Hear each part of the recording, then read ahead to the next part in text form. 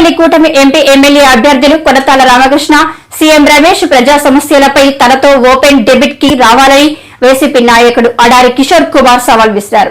బుధవారం ఆయన మీడియాతో మాట్లాడుతూ అంశం మరీ ముఖ్యంగా ఇవాళ జగన్మోహన్ రెడ్డి గారి సంక్షేమ ఫలాలు సంక్షేమ పథకాలు ఆంధ్రప్రదేశ్ రాష్ట్రం అంతా విస్తరిస్తున్నటువంటి తరుణంలో ఏదైతే డీబీటీ డైరెక్ట్ బెనిఫిషరీ ఉందో ఆ డీబీటీని ఈ రోజు మేము ఎలక్షన్స్ అయిపోయే వరకు రద్దు చేస్తున్నామని చెప్పి ఎలక్షన్ కమిషన్ అనడం చాలా శోచనీయంగా ఉంది. నేను రిక్వెస్ట్ చేస్తా ఉన్నాను, we all have due respects towards the Election Commission of India and also Election Commission of Andhra Pradesh. Sir, గత 40 సంవత్సరాల నుంచి ఎన్నికలలో పోటీ చేసిన అభ్యర్థులు ఆయా పార్టీలు ఆయాచితంగా కేవలం ఎన్నికల ముందు మాత్రమే ప్రవేశపెట్టినటువంటి గతంలో తెలుగుదేశం పార్టీ ప్రవేశపెట్టినటువంటి పసుపు కుంకుమ పథకం కూడా ఎన్నికల ముందు 20 రోజులు మాత్రమే ఇవ్వడం జరిగింది. దాన్ని డైరెక్ట్ గా అకౌంట్స్ లో ట్రాన్స్ఫర్ చేసిన సమయాలలో ఈ రోజు డీబీటీ ఏదైతే రైతు భరోసా, ఆసరా, మిగతా పథకాలన్నీ కూడా డైరెక్ట్ గా పెన్షనర్స్ కూడా వెళ్ళేటువంటి పథకాలని ఎలక్షన్ కమిషన్ ఇవాళ ఆపడం చాలా శోచనీయం. ఇది ప్రజలందరూ కూడా ఎక్కడ పడితే అక్కడ డిస్కషన్ చేస్తున్నారు కనుక మీరు ప్రజలకి చెప్పాల్సిన అవసరం ఎంతైనా ఉందని చెప్పి నేను ఎలక్షన్ కమిషన్ నేను అడుగుతా ఉన్నాను మీడియా ప్రతినిధుల ద్వారా.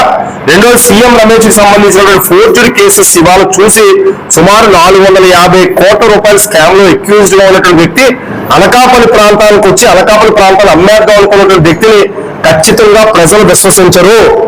ఆయనకు మద్దతు ఇస్తున్నటువంటి మహాకూటమిలో ఉన్నటువంటి అసెంబ్లీ అభ్యర్థులు ఎవరైతే ఉన్నారో, ముఖ్యంగా అనకాపల్లి సీనియర్ నాయకుడిగా ఉన్నటువంటి కొనతాల రామకృష్ణ గారు, మీరు మీ యొక్క అంతరాత్మను కూడా ప్రశ్నించుకోండి. గతంలో నాన్ లోకల్స్ వ్యతిరేకించినటువంటి వ్యక్తిగా ఉన్నటువంటి మీరు ఈ రోజు సీఎం రమేష్ గారికి ఎందుకు మీరు సపోర్ట్ చేస్తున్నారో, ప్రజలు కోట్ల రూపాయల స్కామ్ లో ఇరుక్కున్నాడని చెప్పి అన్ని పత్రికలు, నేషనల్ మీడియా కూడా అటెన్షన్ ఇచ్చి ఇతను అక్యూజ్డ్ గా ఉన్నాడు, బ్యాంక్రప్సీ చేశాడు, షెల్ కంపెనీస్ ఉన్నాయని చెప్పడం గతంలో జరిగింది.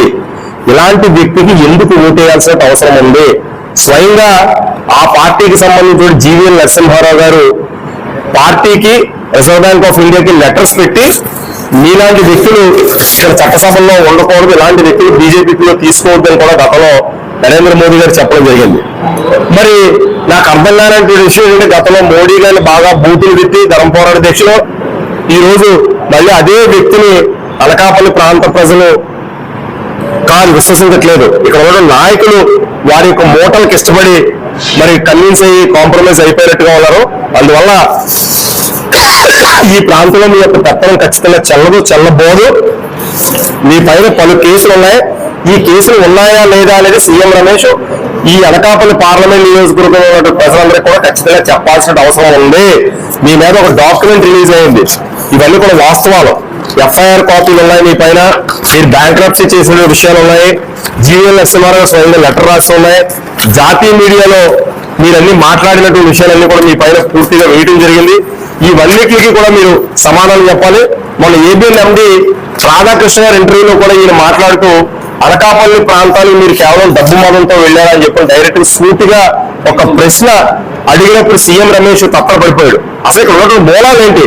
ఆయన గత సంవత్సర కాలంలో నేను ఇక్కడ ఎంపీగా పోటీ చేద్దాం అనుకుంటే ఏ గ్రామానికైనా ఏ మండలానికైనా ఒక వాటర్ పంపు కానీ, ఒక స్కూల్ పిల్లలకు బ్యాగులు కానీ, లేదా ఒక సీసీ రోడ్డు కానీ వేయించాడా?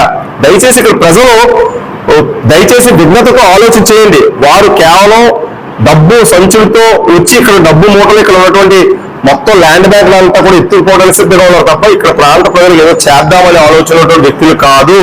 విచక్షణతో ఆలోచించండి. నాయకులు కాంప్రమైజ్ అయ్యారు కేవలం వారు డబ్బు సంచులు ఎందుకని చెప్పాలి.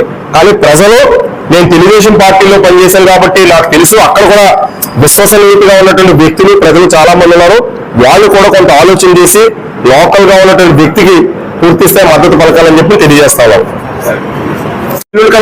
పత్రికా విలేకరుల సమావేశం పెట్టి అనకాపల్లి ప్రాంత ప్రజలకి మీరు ఏం చేశారో చెప్పలేకపోతే, లేదా మీరు ఓపెన్ డిబేట్ నాతో కనుక రాలేకపోతే రామకృష్ణ గారు, సీఎం రమేష్ గారు, మీరు ప్రజలు కానీ ప్రజాస్వామ్యాన్ని కానీ విశ్వసించలేదని అనుకోవాల్సినటువంటి అవసరం ఎంతైనా ఉంది. 15 సంవత్సరాల నుంచి మీరు పూర్తిగా రాజకీయాలు వెనకాతలు ఉండి ఈ రోజు వచ్చి అనకాపల్లి ప్రాంతాల్లో నేను అది చేస్తాను ఇది చేస్తానంటే ప్రజలు నమ్మేటువంటి పరిస్థితిలో లేరు. ఎవరైతే మనసాల భరత్ ఉన్నారో ఆయన ఎమ్మెల్యే అభ్యర్థిగా ఉన్నటువంటి వ్యక్తి కుర్రవాడు, యువకుడు, ఆయనకు ఓటు వేయాల్సిందిగా ప్రజలు నేను విజ్ఞప్తి చేస్తా ఉన్నాను. ఆయనకు ఒక ఫోకస్ ఉంది, డిటర్మినేషన్ ఉంది.